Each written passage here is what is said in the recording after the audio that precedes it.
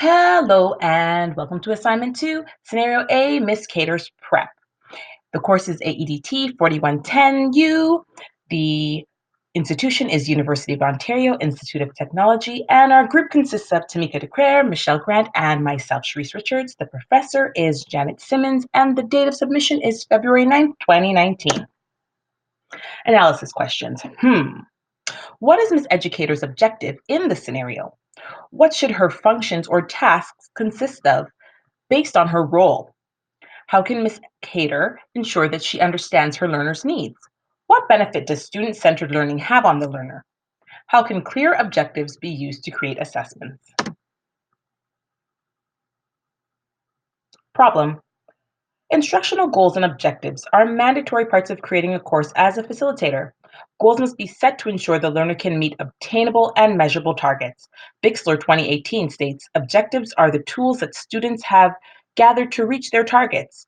The facilitator's objective is to guide the learner through the processes inclusive of qualitative and quantitative information and various approaches, thus allowing the learner to analyze data and make significant meaning. The goal for the course is for the learner to be able to create based on their learning. There needs to be clear overall goals for the course with specific lesson plans that build upon themselves for learners to gain knowledge.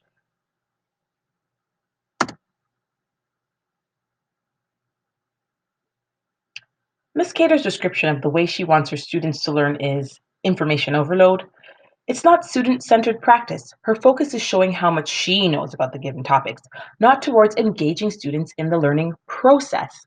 It's a very inattentive approach, as it does not focus on the student, but rather focuses on what she knows. The ideas of learning by osmosis is what Ms. Cator is en route towards achieving without realizing it. Her lack of desire to provide PowerPoint slides or other notes for her students to refer to is thoughtless. She wants students to absorb the information she's obtained over years by sitting in the classroom and listening to her speak, yada, yada, yada, yada, yada, yada, for an hour. Well, you get the idea. Then these students must write a test on everything that the student, quote unquote, learned. As research proves, this methodology does not work for adults or for anyone. According to Students Forward, learning by osmosis isn't a thing. Learning must be active and must come from active teaching. Students Forward 2019. According to Adbengogi 2004, hope I said that right, there are 7 different learning styles: visual, oral, verbal, which I'm trying to master as you can see, physical, logical, social, and solitary. Miss Cator only focuses on one learning style, verbal, which creates a disadvantage to all the other students in her class that need other means of learning information. Adbengogi 2004. Our perspective of the way Miss Cator wants to teach her course is basically just a good luck approach and mindset. Very few students will retain any information that she's teaching. Very few students, there we go, I'm still learning, will succeed on the types of assessments she's planning or providing. 4 tests worth 20%, each consisting of multiple choice, true and false, and matching questions based on what she talks about, yada, yada, yada, for an hour, it's unfair to students. This could result in many students being set up for failure of the test and course. Our group consists of 3 members, and we all learn in different ways. One of us learns kinesthetically by using hands, sense of touch. Another is a visual learner. She learns with pictures and other visuals. Another group member learns by social interactions. Can you guess who that is? Well, basically, I enjoy group discussions that spark other conversations that aid in my understanding. All 3 of us would be so disadvantaged by Miss Cator's method of instruction, as we do not learn by listening and remembering yada, yada, yada information. We all need other avenues to engage us in the learning process. Miss Cator's way of teaching seems thoughtless and inactive. It doesn't help that she views her job more important than her role of being an adult learning facilitator. Her expressed motivations appear unbiased and, no, sorry, they appear unbalanced. It seems like she wants to teach to have another feat added to her long list of achievements that she has, not basically because she wants learners to gain understanding. It's believed that a facilitator like this would receive many complaints or poor feedback because her teaching style puts the vast majority of students at a significant disadvantage. Now let's take a look at some pertinent information that may be utilized to explore the issue. As mentioned, Ms. Cator will be facilitating adult learners at the College of Excellence. Her approach to instruction of transferring her knowledge to these adult learners is irresponsible. She hasn't taken the time to understand these learners' characteristics or to include the principles needed to support them. She could stand to learn a thing or two from Malcolm Knowles, the guy in the picture. Knowles was a Harvard alumnus and world renowned educator. He's considered the father of andragogy. According to Knowles, andragogy is, quote, the art and science of adult learning, end quote. Knowles, 1970. The chart retrieved from educatorstechnology.com shows Knowles' four principles of adult learning as follows. One, adult learners must be included in the prep and evaluation process. Two, the previous experiences and mistakes of adult learners is a resource that's fundamental in the facilitation. Three, adult learners are engaged when the material shows relevance and impact on our roles or lives. Four, andragogy is problem centered rather than content centered pedagogy. These very important components are missing from Ms. Cator's approach, and without keeping them in mind and developing them in her planning, she's definitely headed in the wrong direction.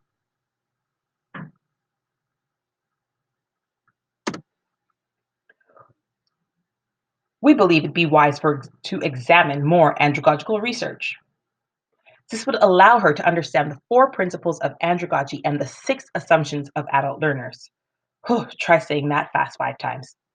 Once reviewed, that would assist her in understanding how to communicate with these particular learners. It would also be beneficial for her to understand various learning theories to engage with these adults. As the bottom left chart shows, constructivism and connectivism are two student-centered theories. There we go. That would be helpful as opposed to behaviorism or cognitism. I'm still a student, still learning.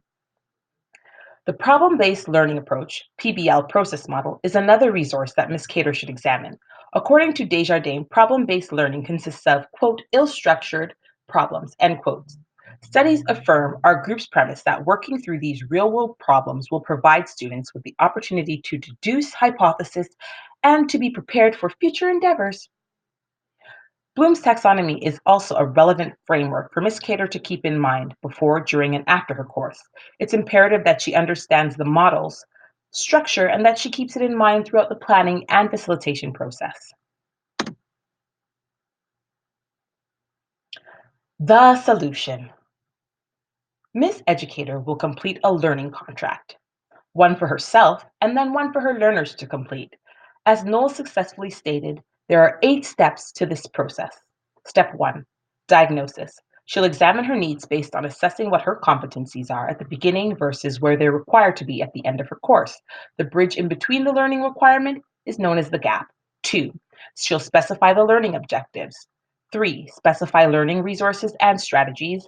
4, specify evidence of accomplishment. 5, specify how the evidence will be validated. 6, review contract with consultants/experts. 7, carry out the contract. 8, evaluation of learning by way of supervisors, educational consultants, or facilitators, etc. Knowles, 1986. She'll complete tools such as diagnostic self-assessments to give her supervisor. Learning objectives will describe what she will learn, and she'll engage in the PBL scenarios herself. She'll use formative and summative assessments for her facilitator to measure targets and gauge application of her knowledge. Once all of this is complete, then Miss Educator will create learning contracts for her learners. She'll repeat inclusion of the learning processes and tools just mentioned to ensure her learners have their keys needed for success. Then hopefully take a coffee or a Kit Kat. Synthesis questions. What other measurement tools can Miss Educator implement to facilitate learning and success for her students? 2, what effects can sound andragogical principles have on facilitators' instruction? 3, what effects can sound andragogical principles, there I said it, have on learners during and after the facilitation process? 4, do you believe that principles of andragogy should be utilized in the field of education? Why or why not? 5, how can other frameworks be utilized to properly support facilitators such as Ms. Cator in their goals of successfully educating adults? Here are our references. Thank you for listening. Now I think I need a coffee or a Kit Kat.